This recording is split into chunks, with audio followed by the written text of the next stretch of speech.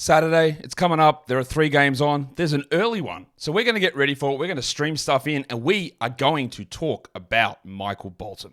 Thanks, Josh. It's Michael Bolton here, and it's time for another episode of the Locked On Fantasy Basketball Podcast. Let's get to it. Let's get to it, indeed. You are Locked On Fantasy Basketball, your daily fantasy basketball podcast, part of the Locked On Podcast Network.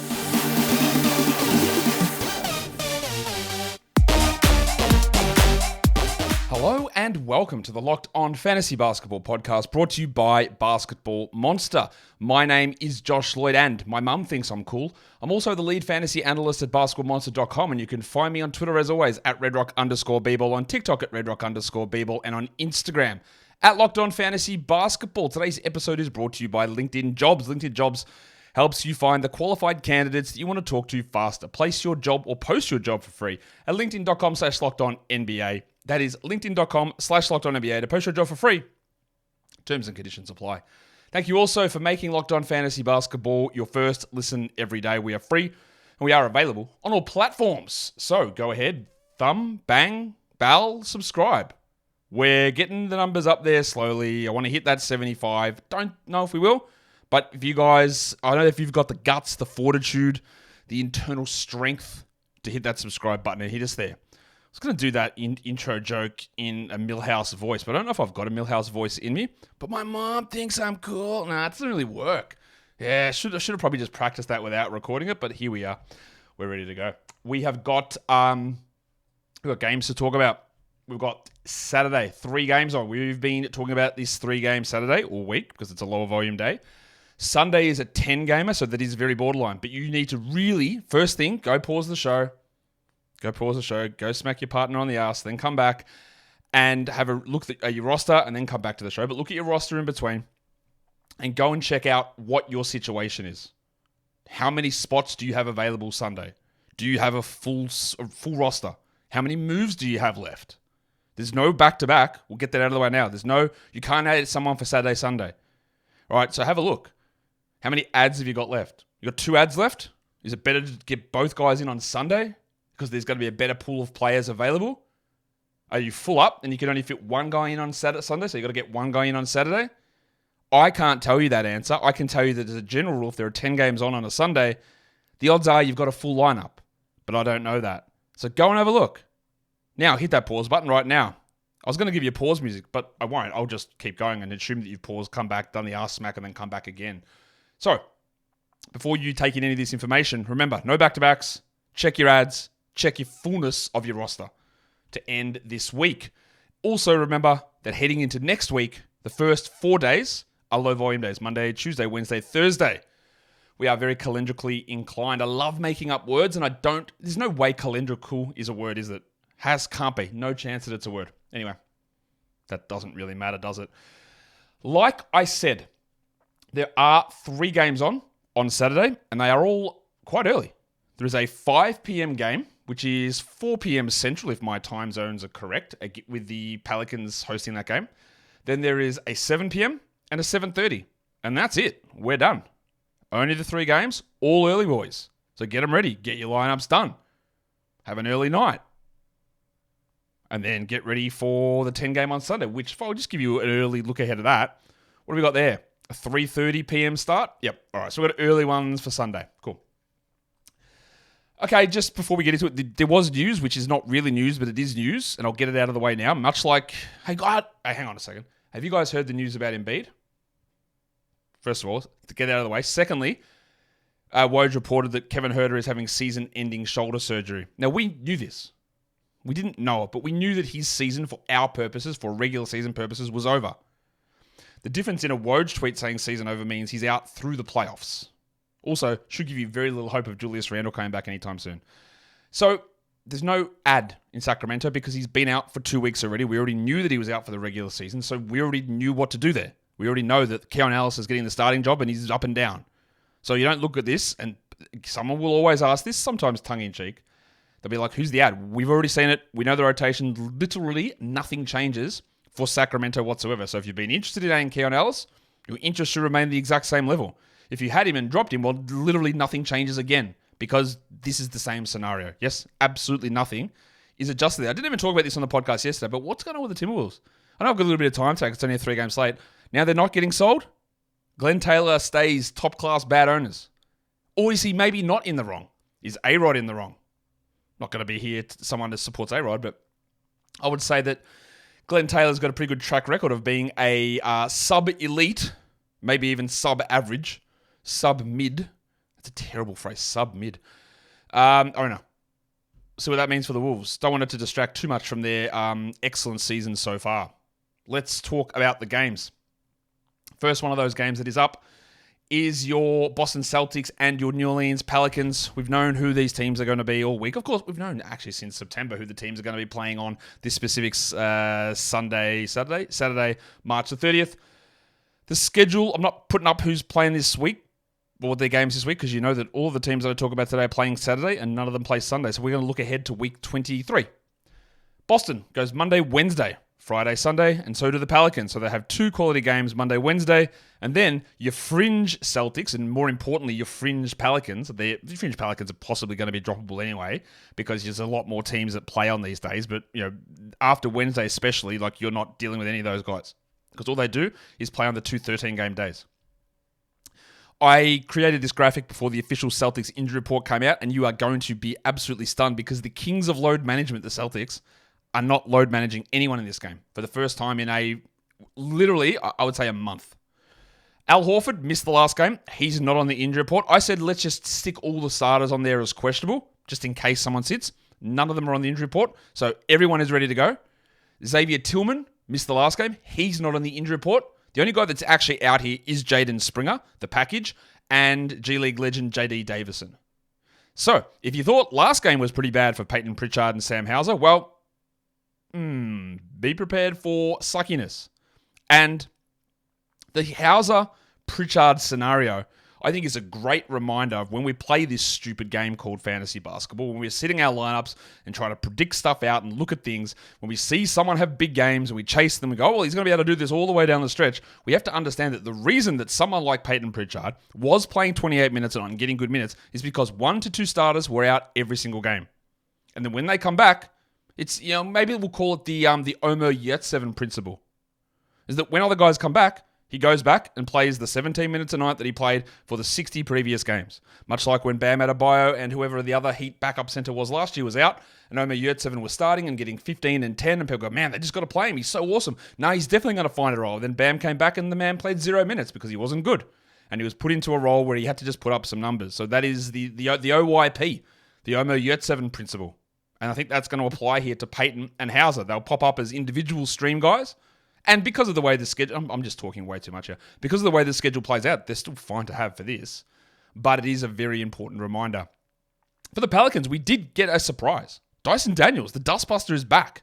Which is great because Ingram's out and Alvarado's out. Daniels had, I think, 7 steals in a G League game the other day. Didn't even know he was playing in that game until I saw the graphic. I'm like, what date is this from? And he was back and playing, so he's ready to go. He's not going to be able to play huge minutes here, but of course, with no Ingram, with no Alvarado, he needs to be out. Well, they need him to play 20 minutes. So it at least puts Dyson, if you want 3 assists, maybe 2 steals, maybe 3 rebounds. He's not going to do much else, but just a little bit of accumulation. Maybe Dyson's that guy for you. So we do want to see what Pritchard does, because obviously he didn't play very much last game, and I expect that he doesn't play much in this one either. But we watch it. And then finally, we got a good game out of Larry Nance. Last game, we also got big minutes out of Jonas Valanciunas. So is this the team for Jonas Valanciunas to match up against? I would say almost definitely not. This has got more chance of being a 12-minute Valanciunas game than a 22-minute Valanciunas game, but that's what we watch, and we see how Nance gets impacted there. Then at the end of the week, we'll have a look at the 3-game Pelican streamers, or the 6 quality games over 9 days, Pelicans options, and how they worked out. Sam Hauser has been getting somewhat of a boost. I don't know that he'll get much of a boost in this one, but on literally a fully healthy team, no one gets a boost really on this Celtics squad. Well, Najee Marshall continues to get somewhat of that boost with Ingram out, with Alvarado out, and you could also throw the old dustbuster in there himself, Dyson Daniels, because if he can play enough minutes, then he's going to have a big opportunity here. Today's episode is brought to you by eBay Motors. Our partners over at eBay Motors have been here with us 22 weeks into the season to help you find the best fantasy picks each week. So when you're out there scouting the waiver wire, we're going to get you the players that are guaranteed to fit on your roster. So let's see who we've got sorted out for the eBay Guaranteed Fit Fantasy Pick of the Week. I am going to go to Washington because Rashawn Holmes is out. And that means that Marvin Bagley is going to get another opportunity to start. And we have seen it a couple of times already this season. And me, I've got a badge. I've got a membership card that says hater Marvin Bagley. Like certified. Hate him. Don't hate him, but don't love him as a player. But fantasy is all about where the opportunity lies. And we've seen it multiple times for Bags this season, is that when he steps into that role, you get decent numbers. And I think you're going to get a chance at decent numbers here again. So if Marvin Bagley sits on your waiver wire, I think he's good enough to add in basically every spot. I think he's good enough to start, even on a high-volume day. And I think, until he gets hurt again, you're going to have some pretty good value coming out of Marvin Bagley. And is Marvin Bagley the man to lead you to a fantasy championship? Well, maybe, because that's where we're at in the season. eBay Motors knows that a championship team always has to have a Marvin Bagley, but it's also about each player being a perfect fit, and that is the same with your vehicle. With your vehicle, you get Marvin Bagley to fix it. I'm sure it'll turn out fantastically, but more importantly, you got to get the parts from eBay Motors because they've got 122 million parts for your number one ride or die, so you can make sure that your ride stays running smoothly. Brake kits, LED headlights, roof racks, bumpers, whatever it is that your baby, Marvin Bagley, needs, eBay Motors has it. And with eBay Guaranteed Fit, it is guaranteed to fit your ride the first time, every time, or your money back. Plus, at these Marvin Bagley, lower than Marvin Bagley contract costs and prices, you're burning rubber and not cash. So keep your ride or die or alive at ebaymotors.com. eBay Guaranteed Fit, only available to US customers. Eligible items only. Exclusions apply.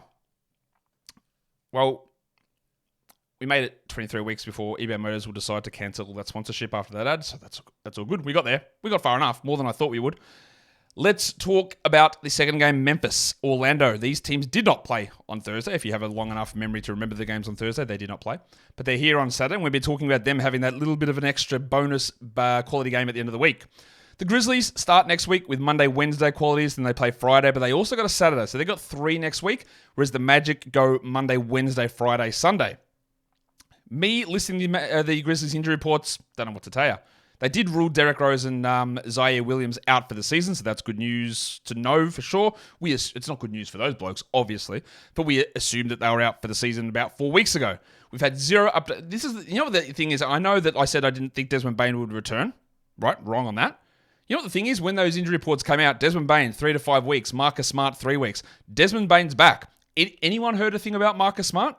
Any comment on that at all? That is why that team has been so annoying to try and predict. To think that like guys wouldn't come back seemed like it would be the right decision. Because where is the Marcus Smart update? He was 3 weeks, yeah? Cool. That was 2 weeks ago. 3 weeks. 3 weeks was 2 weeks ago. No updates at all. Is he ever coming back? I would guess no, but I got burned multiple times by telling you what I thought or didn't think was going to happen with this squad. So who knows? Who knows? I do feel pretty confident in saying that Vince Williams won't play in this one, and I think he's probably done for the year, but bloody hell, who knows? Yuta Watanabe, I'm listing him doubtful for personal reasons. He hasn't played in about 2 weeks. Luke Kennard and Johnny Conchar are probably the big pressure points here because if both Conchar and Kennard play, well then Scott Pippen has zero chance of value. If both of them are out, Pippen's going to have value. Does Goodwin step back in from the G League? I don't know. The impact of Conchar and Kennard impacts guys like Greg Jackson as well. We saw Des Bane have 16 assists last game, but if Conchar and Kennard are available, what does that do? But we just don't know. Conchar's had millions is a big exaggeration, but multiple different doubtful tags for different injuries, and Kennard's been out for 2 weeks because of the birth of his child, and honestly, they might just say, just stay home, bro, we don't want you here. But I thought they would have done that with Des Bane as well and said they're playing 40 minutes a night with a fake grade 3 ankle sprain. The injury's not fake. The grade 3 designation was. So I don't know is the big thing here. Now, I'm saying all this, and I could be just absolutely, bro could be out here yapping. I'm down with the cool language. But yeah, there might have been an update. So I'm just going to have a quick look to see whether we know anything. No, we absolutely do not. So that's sick. For the Magic, what we do know is that Markelle Fultz is out on Friday. I had him listed questionable here, so he will be likely available for Saturday and likely available to play 16 minutes and disappoint you. Gary Harris, he had been out with a foot issue. I'm going to list him preemptively as questionable. Same with John Isaac. Harris may not play both games of the back-to-back. Isaac could, but he also could play 10 minutes in both games. He could play 20 in one, in 5 in the other, or he could just sit out Saturday's games. But we know that Harris and Isaac aren't on the injury report Friday, so if they are going to sit, it will be on Saturday.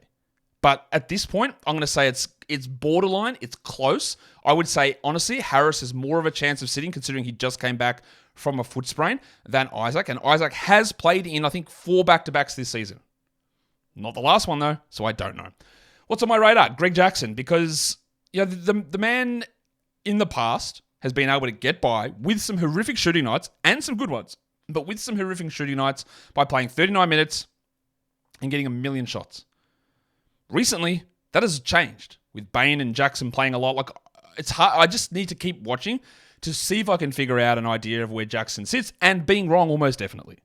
The Magic are the only team coming into this game on a back-to-back, or coming into Saturday on a back-to-back, and we've talked about the back-to-back part of that already. Who's getting boosted? Jake LaRavia seems to get a consistent role. Now, does it always mean that he's good? No, but at least he's getting consistent minutes, and when the shooting is better than 35%, which happens about 1 in 6 games, he can rack them up. He gets steals, he can get assists, he can get rebounds. The opportunity is there. So he's at least, especially on a day like this, like we are at least streaming Jake LaRavia. And then Cole Anthony, he's been putting up better numbers the last 2 games. Now, it's been a very disappointing season from Cole, but there is a chance that Gaz Harris does not play, and that, I believe, means more for Cole. He probably gets more on Friday as well with Fultz out, just in case you see this in time for that. The last game of the day, who is it? It is the Milwaukee Bucks, the Atlanta Hawks. What's the schedule look like? Milwaukee plays Tuesday, Wednesday next week, and then they go Friday and Saturday. So 2 back-to-backs. Not great if you've got Chris Middleton, because that means probably only 2 games. Same as, off topic, if you've got LeBron and the Lakers, I would say probably only 2 games. Sorry, I'm incorrect. The Bucks do not play Friday, Saturday. They play Friday, Sunday. My bad. So only 1 back-to-back. That is an apology from me. The Atlanta Hawks have the great schedule next week. Monday, Wednesday, Thursday, Saturday. I'm distracted. Back to that point. Middleton's got to sit one of these games. LeBron and the Lakers have 2 sets of back-to-back, so LeBron's only going to play 2 next week would be my guess. The Hawks, great schedule, Monday, Wednesday, Thursday, Saturday, but it's just so annoying with this team is I don't know who's going to play. For the Bucks, literally nobody's on the injury report. We'll maybe get a garbage Marjane Beauchamp sore back. We'll get a Patrick Beverley probable wrist issue or something like that. But in general, they're healthy. For the Hawks, I don't know. What I will tell you is I am very, very confident that Trae Young is not playing, and I am very confident that Trae Young is missing at least 2, probably 3 games next week minimum is my guess. But he's no chance Trae is playing on Saturday. The problem is I don't know about Jalen Johnson. I don't know about Onyeka Okongwu, Kobe Buffkin, AJ Griffin, and Mohamed Gaye. Now, the only ones that really matter there are Johnson and Okongwu, Buffkin a little bit. But if Johnson and Okongwu are in, then your Vic Krejcis, your Bruno Fernandos, even your Clint Capella, way, way lower in production. Maybe even DeAndre Hunter, because does he move back to the bench? Because remember, Vic Krejci was starting and Hunter was coming off the bench when Johnson was there. We just don't have an update on them at all. Okongwu, therefore, deliberately avoided updates. He played 2 games, and then they asked Quinn Snyder when he sat out that Saturday game, hey, what's going on with the toe maintenance? Why is he out toe maintenance? What's happening with him? No comment. And that's it. And we just heard nothing else. Jalen Johnson, they said, reevaluated in a week, and we are over a week since then, and we still don't really know what the time frame is or what the story is. This is a team that is going to be in the play-in, so I'd imagine they come back soon, but at this point, I'm just going to label all of Johnson, Okongwu, Buffkin, Griffin, and Gaye doubtful. I'd say there's 0 chance that Gaye plays, 0 chance that Griffin plays, probably 0 chance that Buffkin plays, honestly, usually this toe issue all season. The big ones are Johnson and Okongwu, and they are also the important injury statuses to pay attention to. Leaky Beasley, going through a real hot streak at the moment. I believe we just got a Memphis Grizzlies injury update, which is going to annoy me absolutely. Oh, of course we did. Santi Aldama is now... Oh, we got a Hawks one too. Wow, that's the perils of the NBA, isn't it? Santi Aldama is doubtful. Cool, out of absolutely nowhere. John Conchar is doubtful. Yuta Watanabe is out. We knew that one. Luke Kennard is back. Jalen Johnson is questionable. There you go. Kobe Buffkin's out. AJ Griffin's out. Mohamed Gaye is out. And Onyeka Okongwu, big reveal, is out. There you go. So we got most of those right. I didn't know that Aldama would have a random illness popping up out of nowhere, and Jalen might be returning. So there you go. Big adjustments. Big adjustments. Kennard back is big. Aldama doubtful is big. Jalen questionable is big. Oh, Desmond Bane's out as well. Of course he is. Back soreness. Well, you know what? Maybe I was right to suggest that dropping Bane was the right move, because this sort of stuff in the playoff week is just not feasible. 2 games a week. That's basically what we said. Out with the back soreness. Cool. So that's absolute annoyance from that squad. Everyone just dropping bombs right now. Love that. Love that for us. And Vince Williams, of course, is officially out. So good news. There you go. So that's this is just an absolutely unhinged show. Anyway, Malik Beasley and the Bucks. He's been playing really well at the moment. The minutes are up. We know that he could very easily go. He could either turn into a game where he plays the 30 minutes and takes 15 shots and hits 2 of them, or he could have a random game where he goes 3 of 4 and just doesn't take any shots. That is always the Beasley problem. But at the moment, you can get points and threes out of him, and you can get some steals, and he's looking good. For the Hawks, like I said, the update we have there is that all of those guys on the screen are out, apart from Jalen, who is questionable. Now, that will have some sort of an impact on Vic Krejci, who is one of the biggest tone snells going around at the moment, but he can have the occasional 1 in 10 pop-off. Bobby Portis has been getting boost. Now, obviously, the Bucks are fully healthy, but there's been times where they're prioritizing him over Brook Lopez. So that's something to watch. He was in foul trouble last game. And then the other one to watch there is Bruno Fernando. I put a question mark because I didn't know Onyeka Okongwu's status. Now I do. Okongwu's out, so Fernando's going to get 20-ish minutes, 18 minutes, although they're playing a lot of Capella. But Fernando's got at least that boost. DeAndre Hunter's got a boost as well in that scenario for Atlanta. So yeah, lots going on. As all that injury news dump. At least it happened while the show was on, not straight after it finished. Today's episode is brought to you by LinkedIn Jobs. When you're hiring for your small business, you want to find quality professionals that are right for the role. That's why you have to check out LinkedIn Jobs. LinkedIn Jobs has the tools to help find the right professionals for your team faster and for free. LinkedIn isn't just another job board, it's a network with over 1 billion professionals, so you can get your job, which you can help write the job description and the info using the tools on LinkedIn with some of their AI stuff, help you create that job description easier. But you can get that sexy looking job description out under the nose of over 1 billion professionals. That is a billion with a B, not an M for million, a B for billion, not quite a T for trillion, but we're up there to 1 billion professionals over at LinkedIn Jobs. As a small business owner, you want results, you want speed, you want accuracy.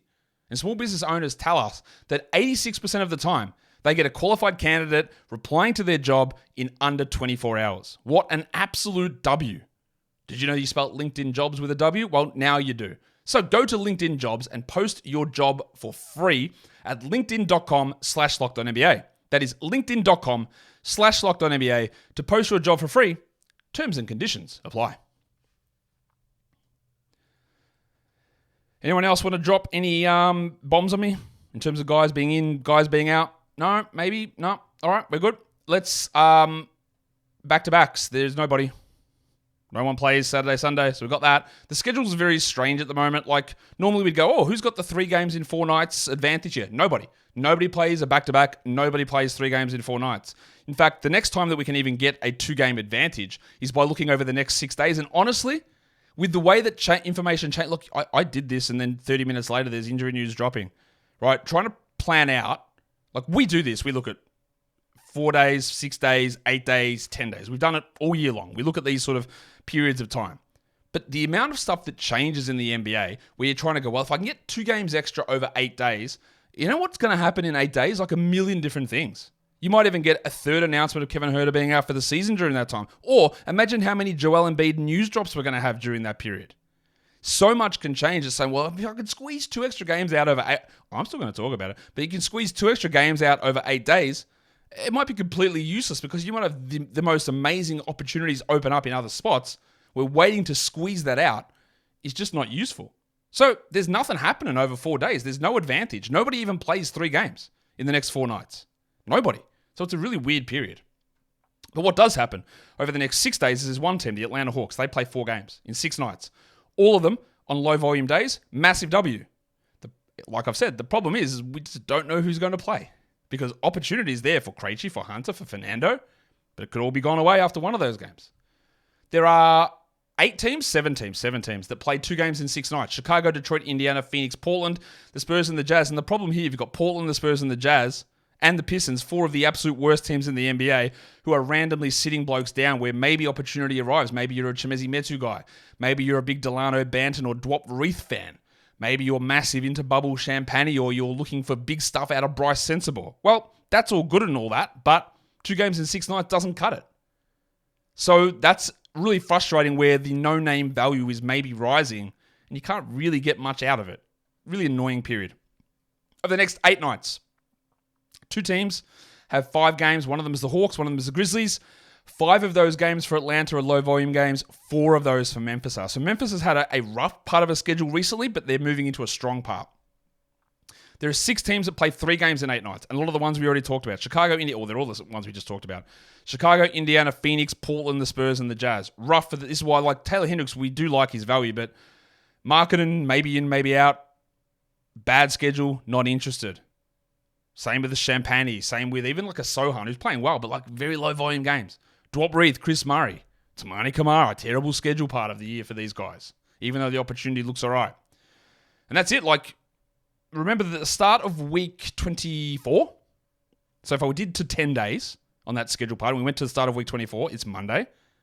That's the 10th day. 0 days. I believe that is NCAA tournament final day. 0. The first of 2 0-game days in week 24. The other one is on the Saturday of that week. Dreadful week. Yahoo Points streaming for Saturday. All right. Tried to give a mix of roster percentage numbers here. We're going with Jalen Suggs. Yeah, he sucked last game. He sucked. But he's a starter who plays 28 to 30 minutes most nights.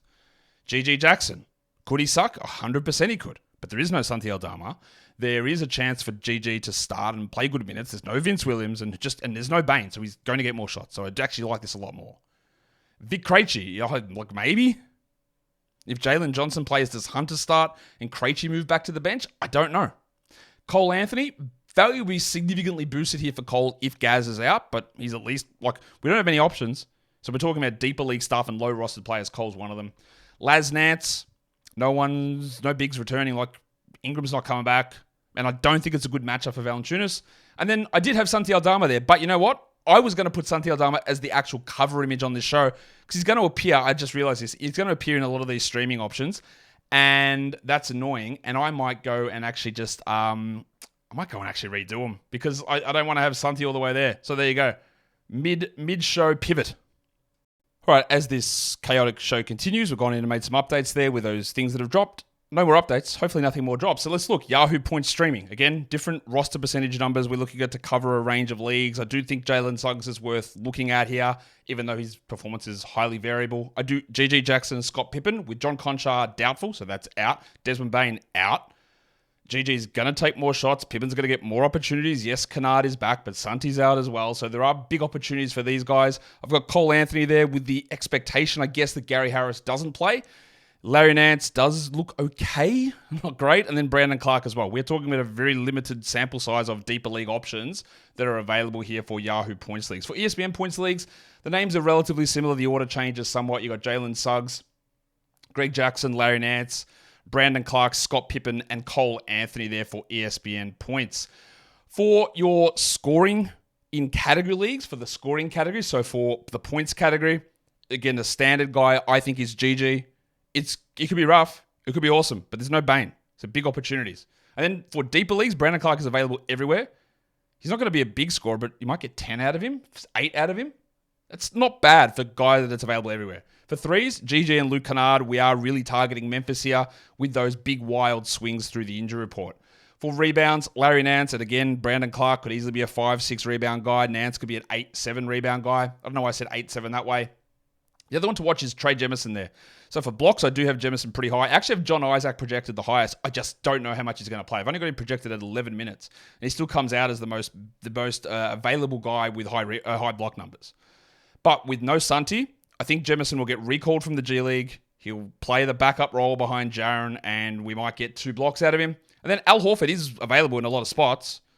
He's probably not going to do a huge amount considering they're fully healthy, but you probably, on a day like this, you consider Al Horford an option now that he is back. For guard numbers, Scott Pippen. Yes, Luke Kennard is there, but there is no Bain, there is no Conchar. So Pippen and Kennard, I imagine, get the start, and he can rack up maybe double-digit assist upsides for Scott. Although they could throw a spanner into the works and bring Jordan Goodwin in. Jalen Suggs for assists, and Jalen Suggs also for steals. And Scottie Pippen also for steals. So if you're looking for guard stats for guys that are relatively highly available, Suggs for standard numbers and Pippen for deeper formats can help you with both the assists and the steals. And lastly, for the percentages, Brandon Clark again. And then Mo Wagner is on that list as a very high percentage field goal guy. For free throws, Mo Wagner there also. And the Duck, Luke Kennard, the man who didn't miss a free throw for like 3 months and then started missing them all over the shop. But he's a very, very good free throw shooter. And that, I would say that show is the encapsulation of playing your fantasy basketball league here into week 22, closing in on week 23. Chaos, off the railsness, things changing on a whim, things still being entirely unpredictable. That's why I do recommend to end head-to-head leagues before we get to week 22. But you're here and we're talking, so go and ring the bell, go and leave your comments, and of course, subscribe to all the things that you need to do. Guys, we're done here. Thank you so much for hopefully listening. See ya.